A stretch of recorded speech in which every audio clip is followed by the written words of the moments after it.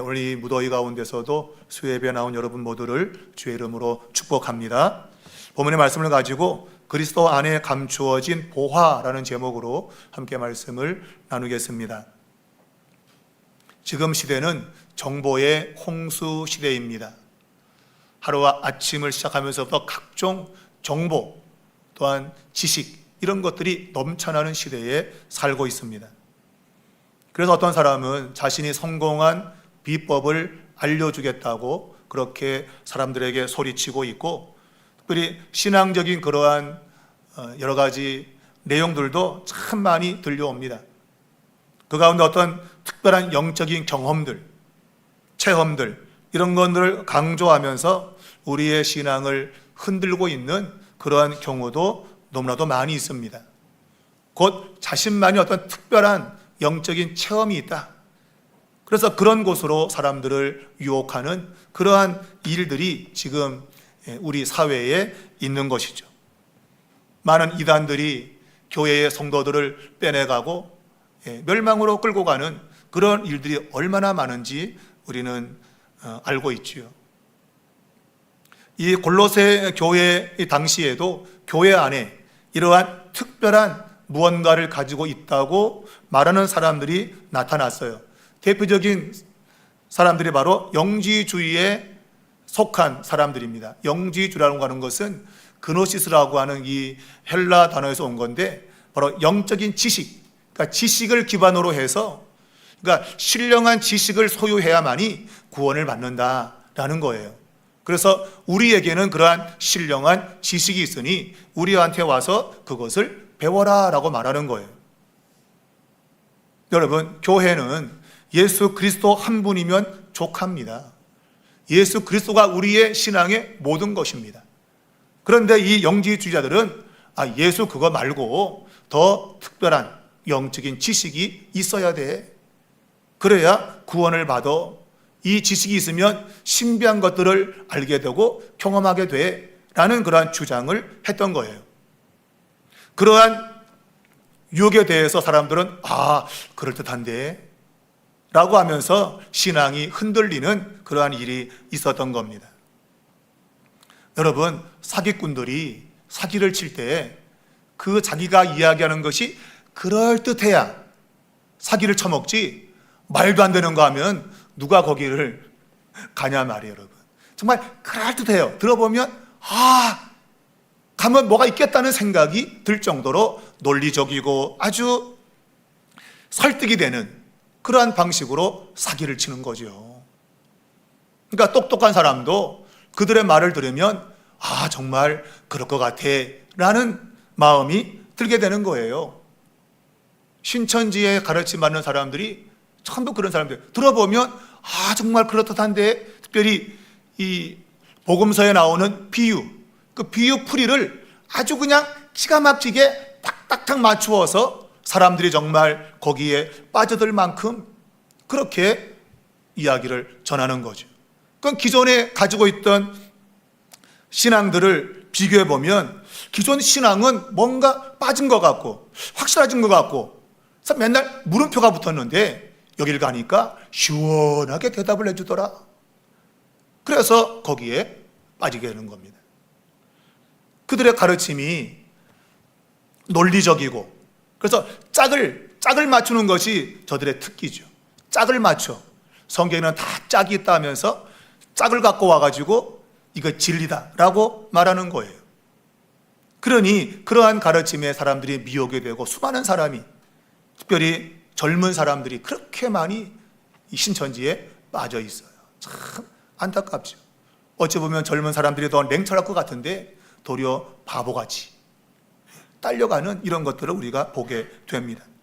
안타까운 그러한 시대에 우리가 살고 있는데, 이때만 아니라 이 바울의 시대에도 이 골로새 교회 안에 이 영지주의가 판을 치고 있었던 거예요.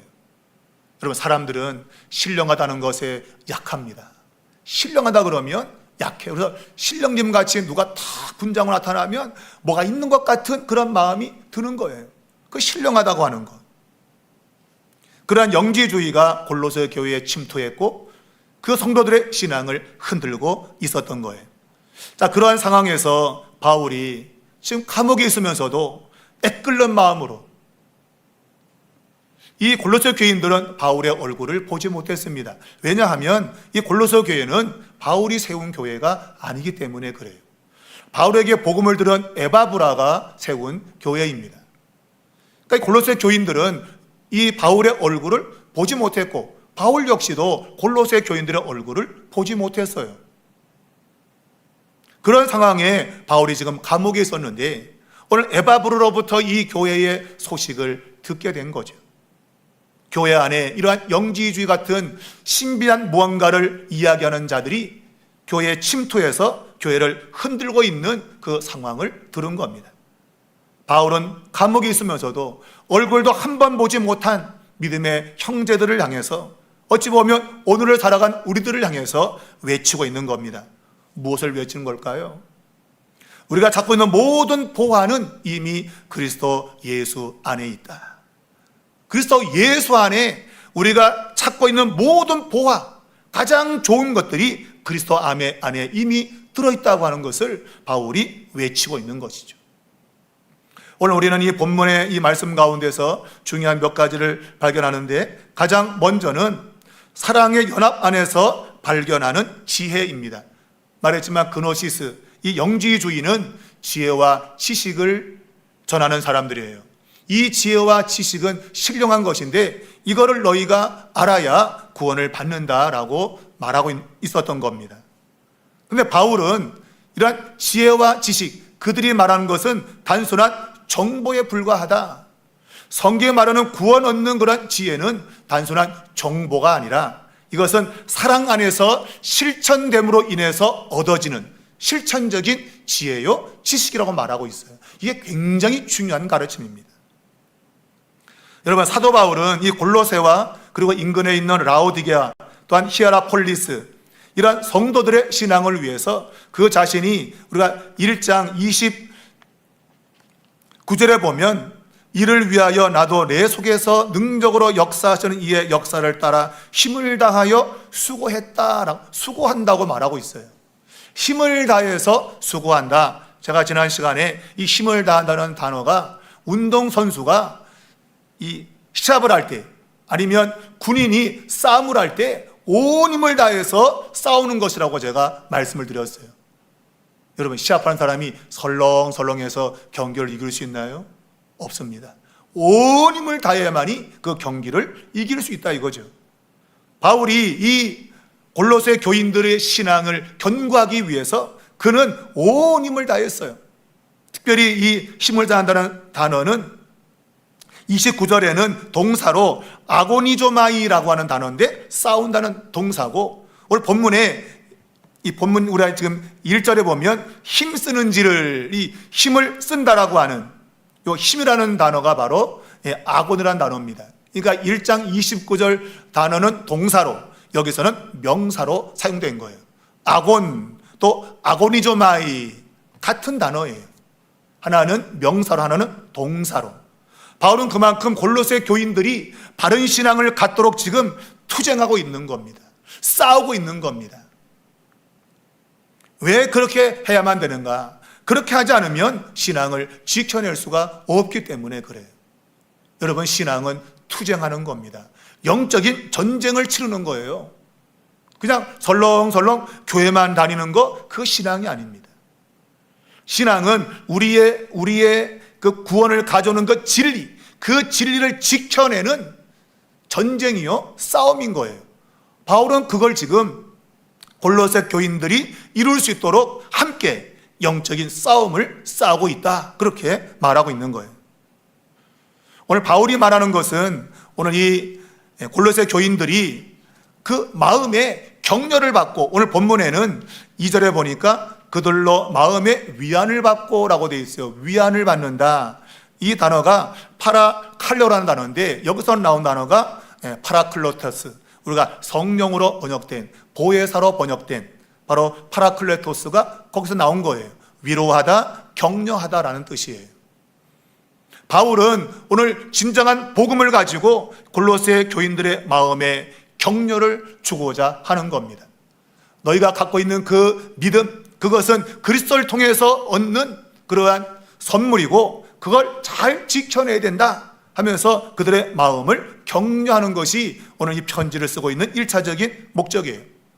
근데 더 중요한 것은 이러한 마음을 위로하는 것이 단순히 그냥 편지 써가서 위로가 되지 이거 아니고, 오늘 위안을 받고 사랑 안에서 연합하여라고 하잖아요.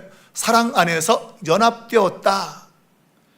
바울이 지금 골로새 교인들과 비록 몸은 떨어져 있지만 실제로 성령 안에서 지금 연합되어 있는 거예요. 연합. 실존적인 결합이 이루어져 있는 겁니다. 그리고 교인들도 하나님의 구원에 이르기 위해서 서로 사랑 안에서 연합되어서 얻는 그 지혜, 그 지식을 통해서 그들이 구원으로 향하여 가고 있다라고 말하고 있는 거예요. 단순한 정보를 얻어가지고 얻는 그런 구원이 아니라 사랑이라고 하는 이것이 함께 공동체 안에서 작동을 할 때 비로소 구원이 이런 거구나 하는 것이 몸으로 알게 되어지는 그런 걸 지금 이야기하는 거예요. 영지주의는 단순한 지식을 전하는 거예요. 근데 바울은 진정한 영적인 지식은 사랑 안에서 연합되어져서 알아지는 거다라고 말하는 거예요. 사랑하는 여러분, 우리의 신앙은 교회에 와서 단순히 정보를 얻는 게 아닙니다. 성경에 이런 것이 있구나 라는 정보를 얻는 게 아니라 그 정보가 담고 있는 실천적인 면, 그걸 내가 행동으로 드러내면서 비로소 이게 진리의 지식이구나 하는 것을 체득하는 거예요. 몸으로 체득하는 거예요. 그것은 바로 사랑 안에서 하나됨이죠. 내가 사랑 안에서 하나 되는 것을 경험할 때 비로소 영적인 지식을 내가 소유하게 되는 거예요. 바로 그 지식이 믿음을 통해서 우리를 구원으로 이끈다라는 것을 바울이 말하고 있는 거죠. 굉장히 중요한 겁니다. 영지주의는 마치 산을 올라갈 때, 꼭대기를 올라갈 때 혼자서 얼마든지 올라갈 수 있죠. 그죠? 산에 올라갈 때. 근데 바울은 그렇게 보지 않아요. 마치 산 꼭대기를 혼자 올라가는 것이 아니라 가기 위해서 함께 연합해서 행하는 것으로 그렇게 표현하고 있는 겁니다. 곧 참된 구원은 나 혼자 지식적으로 얻는 구원이 아닌 거예요. 공동체적인 그 안에서 사랑의 연합을 통하여 그 구원을 확증해 내는 것. 이래서 내가 구원받은 거구나 라는 것을 깨닫게 되는 것. 그것을 바울이 진짜 영적인 지식이다 그렇게 말하고 있는 거죠. 그래서 오늘 사용되고 있는 이 단어, 사랑 안에서 연합하여라는 단어가 신비하조라는 단어예요. 연합한다. 그러니까 1차적인 의미는 연합의 의미가 있어요. 사랑으로 서로 하나 되는 거. 또한 동시에 이 단어는 가르침과 훈계라는 의미도 동시에 들어있어요. 가르치고 훈계하는 것은 상대방이 있어야 돼요. 상대가 없이 누굴 가르쳐요? 상대가 있어야 가르치고 훈계하고 격려하고 위로하고 이런 것들이 있는 거예요. 바로 그것이 연합이라고 하는 것으로 나타나는 거죠. 그러니까 이 신비바자라는 이 단어 하나에 구원의 진리가 들어있는 거예요. 우리는 그리스도와 하나가 되고 그리고 성도와 성도가 사랑으로 하나가 되어서 그 안에서 서로 가르치고 훈계받고 서로 세워나가는 이런 모습을 통해서 구원을 경험한다 그런 얘기예요. 많은 사람들이 이 구원을 단순히 지식으로 온다고 생각을 해요. 아닙니다, 여러분. 진리라고 하는 것은 정말 살아 역사하는 것이기 때문에 그것이 공동체 안에서 경험으로 나타나는 거예요. 사랑 안에서. 그래서 바울은 한 번도 얼굴을 보지 않았지만 그에게 있는 이 구원이라고 하는 영적인 그 지식이 오늘 골로새 교인들을 향해서 안타까운 마음으로 소리를 치는 거예요. 만일 그 안에 나만 구원받으면 되지 뭐 라는 그런 생각을 갖고 있다면 그가 가지고 있는 그런 영적인 지식은 가짜인 거죠. 그야말로 영지주의에 속하는 거예요. 예수를 믿으면 그래 구원받아. 나 믿으니까 구원받았어. 그게 아니라 공동체 내에서 지금 누군가가 고통을 겪을 때에 오늘 하나님께서 주시는 그러한 구원의 확신함을 가지고 사랑으로 그들을 권면하고 깨우쳐서 함께 실천적으로 그 구원을 경험하는 것, 그것을 진정한 영적인 지식으로 바울이 이야기를 하는 거예요. 나 혼자 잘 믿고 구원받자?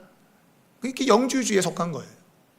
바울은 그거 안 된다. 사랑 안에서 연합하여 상대방이 있고 내가 있는 이 공동체적으로 경험되는 그 지식, 그 지식이야말로 오늘 그리스도 안에 있는 구원의 지식이다라는 거예요. 주님께서 우리들을 위해서 몸을 버리셨잖아요. 그게 구원의 지식인 거예요. 그런 거 없이 나 혼자 그냥 혼자 잘 믿고 혼자 천국 가야지, 그건 성경이 말하는 구원에 관한 지식이 아니라는 거예요.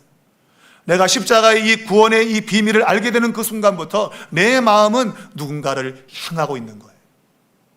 바로 이 사랑이라고 하는 것이 누군가를 향하도록 만들어지게 되고, 거기서 함께 사랑 안에서 구원을 체험하는 것, 체득하는 것, 그것이 영적인 지식이다, 그렇게 말하고 있는 거예요. 여러분의 신앙을 돌아보시기 바랍니다. 혼자 왔다 혼자 가는 그런 신앙인지, 아니면 내가 와서 누군가가 지금 힘들어하는지, 누가 어려워하는지, 그게 마음이 쓰이면 내 안에 구원에 대한 그러한 온전한 지식이 내 안에 작동하고 있구나 하는 게 맞는 거예요. 바울은 그것을 지금 자신이 감옥에 있으면서도 지금 한 번도 얼굴을 보지 못한 골로새 성도들을 향해서 외치는 그런 자신의 모습을 통해서 이것이야말로 진정한 구원에 관한 지식이다라고 말하고 있는 거죠. 이게 영지주의와 다른 거예요. 영지주의는 단순히 구원에 관한 신비하다고 말한 자신만의 지식만 전달하고 마는 거예요. 그거 믿든 말든 상관없어요. 그냥 지식만 전하고 네가 그걸 받아들이면 구원받고 아니면 말고, 이런 거죠. 바울은 그렇지 않은 거예요.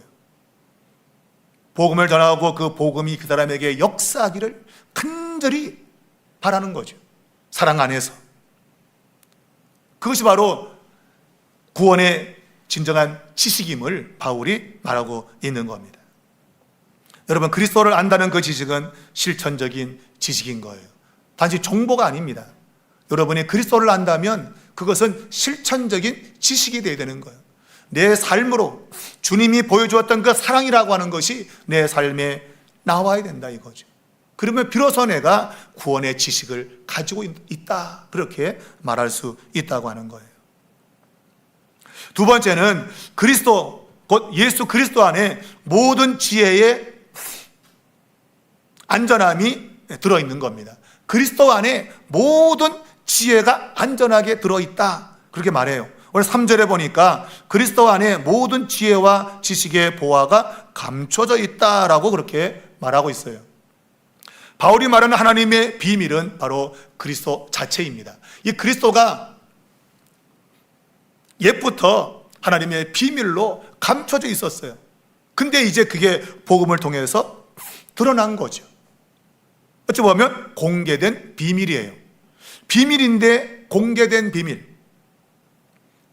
자, 그리스도 안에 모든 지혜와 지식의 보화가 감춰져 있다. 그래서 생각하면 감춰졌다는 말은 찾기 힘들게 숨겨두는 의미가 있잖아, 그죠? 감춘다. 누가 찾지 못하게 하는 거예요. 그런데 여기서 말하고 있는 감췄다는 얘기는 그렇게 남이 찾지 못하게 감춘 게 아니라, 왜냐하면 하나님이 이것을 공개하셨잖아요. 원래부터 못 찾게 하려고 한다면 공개해서는 안 돼요. 근데 하나님이 그걸 공개하신 거예요. 공개. 그러므로 이 감췄단 말은 찾지 못하게 숨겨둔 게 아니라 쉽게 찾을 수 있도록. 그러니까 여기서 감췄단 말은 뭔가 하면 가장 소중하고 가치 있다고 하는 의미가 부여된 거죠. 가장 가치 있고 의미 있는 것이기 때문에 감춰두는 겁니다. 여러분, 흔한 거면 뭐하러 감춰둡니까? 흔한 거면. 여러분, 보석이나 보물은 감추잖아요. 왜 그래요? 그게 진귀해서 그래요. 흔하지 않기 때문에 숨겨둔다, 그런 얘기예요. 하나님이 그리스도를 감춰두셨는데 그 감춰둔 것은 못 찾게 하려고 한 게 아니라 그것이 너무나도 소중하고 가치 있기 때문에 숨겨두었다. 이 말은 안전한 곳에 저장시켰다라는 그런 의미인 겁니다. 곧 그리스도 안에 모든 게 다 들어있다고 하는 그런 개념을 말하는 거예요. 그러니까 모든 게 다 들어있으니 얼마나 여러분 귀중하냔 말이에요. 이거 하나만 있으면 모든 거를 다 소유할 수 있는 거예요. 우리가 지금은 잘 안 하지만 옛날에는 이 보물찾기 이걸 참 많이 했어요. 소풍 가면 무조건 보물찾기는 그냥 아주 정규 코스야. 소풍 가면 보물찾기. 여러분 보물찾기 할 때 못 찾게 숨기나요? 찾게 숨기나요? 예? 찾게 숨기죠, 여러분. 선물을 주려고 하는 거예요. 선물을 안 주려고 숨겨두면 됩니까? 그러면 다 나중에 불평하잖아요. 아니, 못하는 숨겨두면, 아이고, 이걸 왜 해요? 이런 걸. 그런다고요. 찾게 하려고 살짝 숨기는 거예요. 그러니까 찾을 만한 곳에 숨겨두는 것이 보물찾기예요. 그리스도는 찾으려고 하면 발견할 수 있는 거예요. 근데 사람들이 그리스도가 하찮다고 생각한 거죠. 십자가에 죽었던 자기 때문에 야, 십자가에 죽은 실패자를 뭐하러 찾냐? 사람들이 안 찾는 거예요. 그런데 그 그리스도 안에 하나님께서 지혜와 지식의 모든 보화를 다 숨겨두셨다. 그러니까 그리스도만 찾으면 인생을 살면서 필요한 모든 지혜와 지식이 내게 다 주어지는 거예요. 여러분 얼마나 이번 놀라운 겁니까? 여러분. 근데 사람들이 이걸 알지 못하는 거죠. 알지 못해요. 우리가 집에 보물을 숨겨둘 때 장로 안에 숨기면은요 도둑이 들어와 다 훔쳐갑니다. 장로 안에 숨기면 또 금관에 숨기면 어떻게든 다 훔쳐갑니다. 왜냐하면 대체적으로 중요한 것들은 그런 데 숨기기 때문에 그래요. 그런데 어떤 사람이 지혜롭게 쓰레기통에다가 보물을 숨겨둬요. 쓰레기통에다가 누가 와서 여러분 쓰레기통을 뒤지겠습니까? 여러분 쓰레기통이니까 아이고 저건 쓰레기만 있겠지라고 생각하고 그 쓰레기통을 안 뒤지는 겁니다. 가장 쓸데없는 거 그곳에 보물이 숨겨져 있는 거예요. 그래서 사람들이 그것을 인지를 못하는 거죠. 왜냐하면 쓰레기통이라고 하는 것에 고정관념이 잡힌 거예요.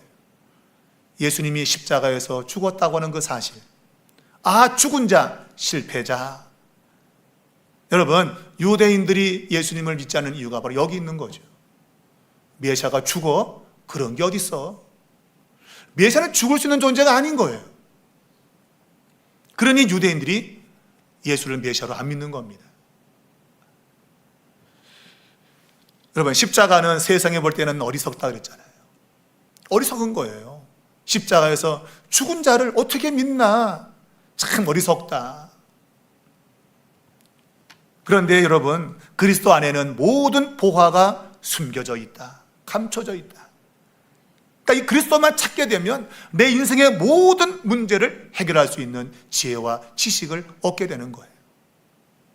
바울은 그러한 지혜와 지식이 숨겨져 있는 그리스도를 찾으라고 마치 보물을 찾듯 그 지혜를 찾으면 그것이 주어진다라고 말하고 있어요. 보물을 찾으려고 하면 보물 찾기 하면 선물을 찾을 수 있죠. 에이 내가 못 찾을까 하고 안 찾으면 못 찾는 거죠. 여러분 안 찾아 못 찾는 거죠. 그러나 찾으면 찾아지더라. 여러분도 그런 경험이 있잖아요. 보물 찾기 막 찾아보면 찾게 되는 겁니다. 왜? 찾게 하려고 숨겨두기 때문에 그래요. 여러분 그리스도 안에 모든 보물이 다 들어있다. 믿음의 손을 내밀어 그 보물을 붙잡으면 그것이 내 것이 되는 겁니다. 오직 믿음으로만 반응하는 거예요. 근데 그 믿음으로 내게 찾아오는 이러한 지혜와 지식을 사람들은 신뢰하지 않는다 이거죠. 세상의 인본적인 그러한 지식, 자기 개발, 또 그리스도 없는 영성 이런 것들을 추구하는 거예요. 겉으로 화려한 것들을 추구한다 이거예요. 근데 기독교는 겉으로 화려하지 않은 십자가를 쫓아간다. 십자가를 화려하지 않잖아, 그죠? 십자가가 여러분 화려합니까?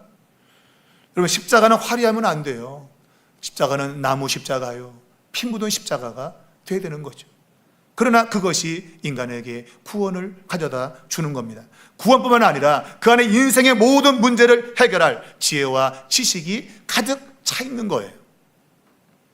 여러분 오늘 이 바울이 설명하고 있는 이러한 지혜와 지식은 우리가 그 잠언서에 보게 되면 지혜와 지식에 대한 이야기를 말하고 있잖아요. 그죠? 지혜가 부른다. 그래서 그 지혜를 찾기 위해서 손을 뻗어야 된다고 잠언서에서 여러 곳에서 말하고 있어요. 지혜가 손짓하는 거예요. 지혜가. 그래서 손을 내밀게 하면 그 지혜를 얻을 수 있다고 하는 잠언의 그 의미를 바울이 여기에 가져오고 있는 겁니다. 이 보아라고 하는 것이 바로 지식과 연관되어서 잠언의 그 내용을 지금 바울이 설명하고 있는 거예요. 여러분, 바울이 얼마나 유대인 교육을 많이 받았습니까? 바리새파 중에 바리새인으로서 그가 얼마나 그 유대인 교육을 철저히 받았겠어요. 가장 뛰어난 실력자였는데, 그러니까 구약에 능통한 거죠. 그걸 그리스도로 해석을 해낸 거예요. 바울이 그 모든 구약의 좋은 보아, 지혜와 지식이 그리스도 안에 담겨져 있음을 그가 단순한 지식이 아니라 그리스도를 만남을 통해서, 예수 그리스도를 믿음을 통해서, 만남을 통해서 실천적으로 그가 경험된 거죠. 죄인을 찾아오신 하나님의 그 사랑, 바로 그것이 그리스도예요.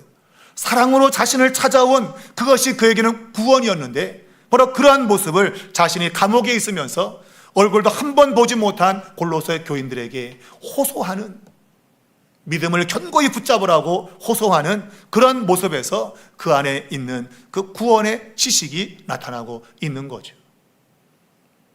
우리는 모르는 사람에게는 관심을 갖지 않잖아요. 여러분, 모르는 사람에게 관심 갖습니까? 네, 식구도 때로는 관심 갖기 싫어 죽겠는데 모르는 사람은 더더욱 내가 관심 안 갖죠. 근데 바울은 얼굴도 한 번 안 본 사람들인데, 근데 그들을 향해서 오늘 호소하고 외치고 있는 거죠. 믿음으로 살아라. 믿음으로 붙잡아라. 사랑 안에서 서로 구원에 이르라. 그렇게 말하고 있는 거예요. 사랑하는 여러분, 그리스도 안에 모든 것이 있음을 믿으시고 그 믿음의 손을 주님께로 내미십시오. 그러면 모든 좋은 보화가, 지혜와 지식이 우리의 소유가 된다고 말하고 있는 겁니다. 마지막 세 번째는 흔들리지 않는 반석 위의 믿음에 대해서 바울이 말하고 있습니다. 곧 반석 위에 있는 믿음을 가져야 된다.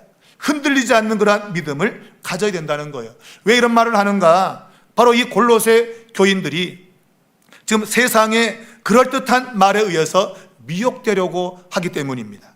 그럴듯한 말, 오늘 본문에는 교묘한 말이라고 지금 되어 있습니다. 교묘한 말, 피타놀로지아라는 단어인데 설득력이 있다는 거예요. 설득력이 있다.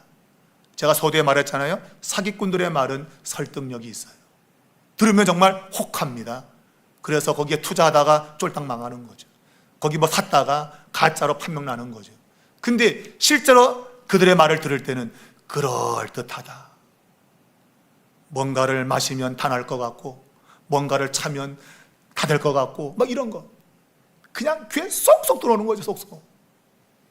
그래서 이 설득되어 가지고 결국은 바른 길에서 벗어나게 된다라는 거예요. 여러분, 오늘 세상은 야, 예수 믿는 거 갖고 안 된다, 다른 것도 필요해라고 말하는다는 거죠. 바울은 그렇지 않다. 그리스도만으로 충분하다. 예수님 한 분이면 모든 게 충분하다. 그렇게 말하고 있어요. 그러면서 우리가 영적인 군사로서 질서 정연해야 된다. 그리고 바위처럼, 반석처럼 견고해야 된다라고 말하고 있어요. 그런 외형적인 화려함이나 그다음에 설득력인 그런 이런 말에 넘어가면 안 된다. 그렇게 말하고 있습니다. 여기서 질서 있다라고 하는 것을 말하고 있는데, 이게 탁신이라는 단어입니다. 탁쇼라는 단어에서 온 건데, 훈련받은 군인들이 아주 질서정연하게 흐트러짐이 없는 걸 가리켜요. 여러분, 군인들은 고도의 훈련받은 사람들이에요. 그래서 전쟁이 나도 군인들은, 잘 훈련된 사람들은 두렵지가 않은 거죠. 근데 훈련 안 된 사람들은 전쟁이 터지면 우왕좌왕하고 막 걸음하나 살려라고 막 그냥 그렇게 반응하는데, 훈련 잘 받은 군인들은 그게 없는 거죠. 각자가 할 일을 쫙 해서 있는 위치에서 자기들의 그 자리를 지켜낸다. 이게 훈련 잘 받은 군인들만 가능한 거예요. 훈련 받지 않으면 그런 모습이 나올 수 없는 거죠. 오늘 복음을 통해서 훈련을 잘 받아서 그렇게 교묘한 말로, 설득하는 말로 다가와서 우리를 유혹할 때 그것을 뿌리쳐야 된다. 그렇게 말하고 있는 겁니다. 그리고 바위처럼 견고해야 된다. 여러분, 바위라고 하는 것은 견고함의 대명사죠. 그래서 오늘 굳건하다라는 단어가 바로 의미를 가지고 있는 겁니다. 굳건하게 서야 된다. 이것은 시편 기자가 시편 18편 2절에서 여호와는 나의 반석이시요, 하나님을 자신의 반석이라고 고백한 것을 바울이 그 의미를 가져오고 있는 겁니다. 하나님이 나의 반석이다. 그리스도가 나의 반석이다. 그분을 온전히 믿으면 나는 흔들리지 않는다. 그 예수님께 온전한 믿음을 가지면 내 삶에 흔들림이 없다. 그런 얘기예요. 여러분, 예수님만이 우리의 삶을 견고하게 붙잡아 줍니다. 그러면 삶에 문제가 올 때 여러분, 다른 것 찾지 마시고 그리스도께 나가십시오. 예수님께 나가야 됩니다. 그러면 그분이 우리를 흔들리지 않게 붙들어 주신다. 바울이 지금 이 얘기를 하고 있는 거예요. 오늘 바울은 이 골로새 교인들이 굳건하게 서기를 원하고 있어요. 그런데 지금 그의 몸은 골로새 교인들과 떨어져 있잖아요. 오늘 본문에도 말하기를 내가 육신으로는 떠나 있으나 그가 감옥에 있어서 지금 골로새 교인들과 함께하지 못해요. 근데 놀라운 사실은 심령으로, 내가 심령으로 너희와 함께 있다. 이게 놀라운 고백인 겁니다. 우리말로 그냥 심령 되어 있지만 이것은 성령을 가리키는 거예요. 성령 안에서 우리는 한 곳에 있는 거다. 그렇게 말해요. 몸은 떨어져 있지만 이 성령 안에서 우리가 지금 한 곳에 있다. 난 지금 몸은 떨어져 있는데 내 영은 성령을 통하여 너희와 지금 함께 있어 라고 말하는 거예요. 여러분, 이게 우리 그리스도인들의 실존입니다. 여러분, 목회자가 비록 사역의 현장에서 지금 모든 걸 마치고 헤어진다 할지라도 그 마음이 성령을 통하여 성도들과 함께 있는 거예요. 여러분, 이걸 잘 기억해야 돼요. 여러분이 주일날 예배를 마치고 여러분이 현장에 간다 할지라도 목회자인 저는 여러분을 위해서 계속 기도합니다. 그러면 몸은 떨어져 있지만 오늘 말씀에 의하면 성령 안에서 여러분과 저는 공동체 안에서 함께 있는 거예요. 이걸 믿으셔야 돼요. 이걸 믿지 않으면 아유, 목사님이 나한테 무관심해. 뭐가 무관심해요? 몸으로 가야만 하면 됩니까? 바울이 몸뚱아리 감옥에 있는데 어떻게 갑니까? 그러면 아이고 무심해. 그럴 수 있나요? 그렇지 않죠. 바울이 말하잖아요. 심령으로 너희와 함께 있다. 너와 함께 있다. 여러분, 이것을 믿는 것이 성령의 역사를 경험하는 겁니다. 아, 지금도 목사님이, 아니 우리 목자가, 아니 우리 권사님이, 아니 장로님이 나 위해서 좀 기도로 함께하고 있구나. 그걸 믿으면 그 역사가 일어나는 거예요. 여러분, 오직 우리는 믿음으로 사는 겁니다. 근데 끊임없이 세상은 야, 그런 믿음 갖고 돼? 안 돼? 방법을 써야지 하면서 이상한 방법들을 자꾸 가져오라 그런다고요. 여러분, 그리스도의 영, 성령 안에서 우리는 한 곳에 있는 겁니다. 서로 기도로 교통하고 있고, 비록 몸은 떨어져 있지만 성령 안에서 하나 된 게 공동체 교회다라는 것을 여러분 인식할 수 있길 바라요. 굉장히 중요한 오늘 이야기를 바울이 하고 있는 겁니다. 성령 안에서 함께한다. 이게 실제적인 연합이라고 하는 거예요. 몸은 떨어져 있어요. 여러분, 우리가 부부를 가리킬 때 일심동체라고 하잖아요. 일심동체. 어떻게 몸이 여러분 따로 있는데 동체가 됩니까? 이 개념 자체는 하나라는 개념이에요. 늘 같이 있다는 개념이에요. 마찬가지로 예수를 믿게 되는 그 순간부터 예수 그리스도는 성령 안에서 우리를 하나로 묶어두십니다. 몸은 떨어져 있어도 우리를 한 곳에 있게 하시는 거예요. 이게 성령의 역사다. 여러분, 성령은 시공을 초월합니다. 시공을. 내 안에 있는 성령은 오늘 멀리 있는 다른 성도의 성령, 그 성령이 나와 그 사람을 하나로 있게 하는 거죠. 이걸 믿을 때 여러분, 우리의 믿음이 견고해질 수 있는 거예요. 이런 걸 쫓지 않고 뭔가 신령한 지식, 또 지혜를 얻으려고 쫓아다니는 거 하면 안 된다는 거예요. 예수님이면 충분하다. 그분을 믿을 때 성령이 우리 안에 계시고, 그래서 성령이 실제적으로 우리가 연합해서 어떠한 어려움이 와도 우리를 견고하게 붙들어준다고 하는 이 놀라운 진리를 바울이 말하고 있는 겁니다. 우리 삼일교회는 이러한 진리 위에 굳게 서야 됩니다. 세상의 유혹이 얼마나 많습니까? 여러분, 세상에 여러 가지 각종 이상한 것들이 얼마나 우리의 귀에 들려오고 우리의 눈으로 보게 되고 얼마나 많습니까? 여러분, 이러할 때 여러분, 그리스도 안에 모든 보화가 들어있다. 이거 한 가지 사실만 굳게 믿으시고 믿음의 손을 내밀어 그리스도를 붙잡으십시오. 그러면 모든 좋은 지혜와 지식이 우리에게 공급되어지고 삶의 문제 속에서 해결을 얻는 이런 역사가 일어나는 겁니다. 이런 것들 내가 오늘 공동체 안에서 경험되어야 돼요. 그래서 목장 모임이 그래서 중요한 거예요, 여러분. 목장 모이면서 함께 말씀을 나누면서 성령이 각 사람을 통해서 방법을 주고 또 피할 길을 주고 그렇게 역사하는 거예요. 신앙생활은 혼자 하는 것이 아닙니다.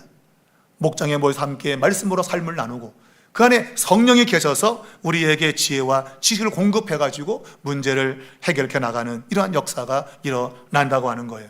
여러분이 삼일교회가 이러한 성령님의 역사가 있어지기를 축복합니다. 여러분이 세상에는 거슬러 가는 그러한 진리를 거스르는 것들이 너무 많습니다. 여러분, 진리를 거스르는 것들. 근데 마치 그것이 진짜같이 느껴진다. 진짜같이. 여러분, 그럴듯한 말, 교묘한 말, 이런 것들이 얼마나 우리 가운데 많은지 모릅니다. 오늘 이 말씀을 보면 그렇다, 교묘한 말로 속인다고 했잖아요. 속인다. 여러분, 속이는 것들이 많은 거예요. 속이는 것들. 이 속인다는 단어가 파랄로기조마이라는 단어인데 거슬러 계산하게 한다, 그런 뜻이에요. 그러니까 뭔가를 계산하고 생각하는데 거스르는 거죠. 옛날에 오락 게임에 보게 되면 돈을 세는 게임이 있어요. 이 돈이 얼마게 돈을 세는 거예요. 근데 말로 하면 안 돼요. 머릿속으로 이 얼마인가 셌는데 옆에서는 자꾸 뭘 얘기를 해요. 그러면 그 던지는 말에 대답을 해야 돼. 그러면 이게 돈이 얼마 셌는지 잊어버려, 세다가. 그런 의미예요. 내가 진리를 가지고 계속 새 나가는데 자꾸 곁에서 뭔가 던지는 말로 내가 진리를 까먹게 만드는 거, 그게 속이는 거예요. 들려오는 것이 마치 좋은 것 같은데 결국 내가 추구할 것을 결국 놓치게 만드는 거, 그거를 속인다는 의미로 사용하고 있는 거예요. 그러니까 계산하는 것을 거스르게 만드는 거, 돈을 세는데 잊어먹게 만드는 거예요. 얼마지? 아유, 까먹어서 다시 세야 돼. 다시 세면 뭐합니까? 또 옆에서 또 이상한 말로 그 돈 세는 거를 잊어먹게 만드는 거예요. 우리 주변에 들려오는 소리가 전부 그런 소리, 그리스도에 집중하지 못하게 자꾸 다른 것을 자꾸 우리가 쫓아가게끔 하고 있는 거예요. 여러분, 이러한 분별이 있어야 됩니다. 여러분, 이 분별력은 오직 예수 그리스도, 예수님만이 모든 것을 분별할 수 있게 하는 지혜를 허락하시는 거예요. 여러분, 예수님께 집중하십시오. 십자가를 바라보시면 됩니다. 십자가 안에 모든 지혜와 지식이 들어있어요. 그래서 딱 들으면 아, 저거 가짜구나 알 수 있는 겁니다. 여러분 잘 기억하시고 여러분의 진리에 대한 계산이 착오가 없도록 성령님 의지하시고 그리스도를 믿음으로 꽉 붙잡으십시오. 그러면 하나님의 역사가 있어서 완전한 구원에 이르게 될 것입니다. 그러한 은혜의 역사가 우리 모든 가운데 있기를 주의 이름으로 축원합니다.